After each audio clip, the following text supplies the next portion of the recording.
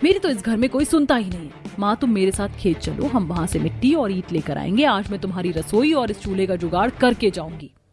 शीतल अपने गरीब मायके वालों को और परेशान नहीं देख पाती और गुस्से में अपनी माँ के साथ खेत जाती है और वहां से तसले में कुछ मिट्टी और ईंट लेकर आती है। अब जहां एक तरफ गुड़िया मिट्टी का चूल्हा बना रही होती है तो वहीं अपनी माँ के साथ शीतल घर की दीवार से लगाकर एल पाइप में 2 आधी दीवार बनाती है और कुछ लकड़ियां दीवार के सहारे लगा देती।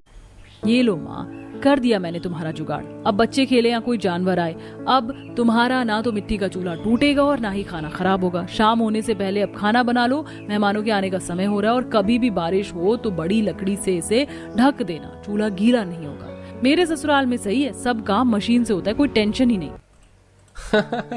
वैसे ये जुगाड़ भी अच्छा है और मुझे खुशी इस बात की है कि जब तक मैं यहाँ हूँ मुझे ताज़ा और गर्म खाना खाने को मिलेगा।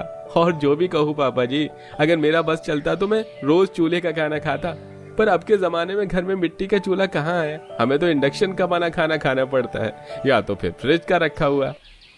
कुछ ही देर में गुड़िया अपनी माँ और बहन के साथ मिलकर घर आए मेहमानों के लिए खाना बनाती है और शाम को गुड़िया को लड़के देखने वाले आते हैं जो रोका करके वहां से चले जाते हैं। कुछ ही देर में शीतल अपने पति के साथ अपने ससुराल जाती है जहां वो सब भी परिवार के साथ हॉल में एसी में बैठते हैं और अमित अपने घर पर शांति के खाने की तारीफ कर रहा होता है।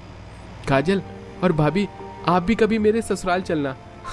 आज भी शीतल के घर मिट्टी के चूल्हे पर खाना बनता है और उस खाने का स्वाद मैं आपको बता नहीं सकता कितना अच्छा होता है।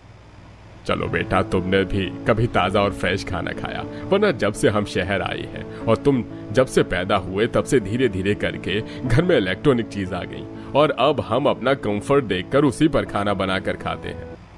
अपने पति और ससुर की ऐसी बातें सुनकर शीतल रसोई में जाती है और हाथों में बर्तन धोने लगती है।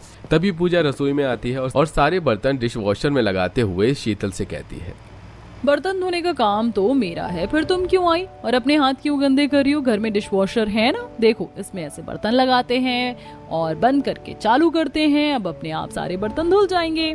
बहू, अब रसोई में अगर सारी इलेक्ट्रॉनिक चीज है तो क्या सब काम तू ही करेगी? माना कि बहू गरीब घर से आई है, पर उसे भी तो सब सीखना पड़ेगा। अच्छा बहू, तू सबके लिए डोसा बना दे और इसी बहाने डोसा बनाने वाली मशीन कैसे चलाई जाती है वो भी सीख लेना।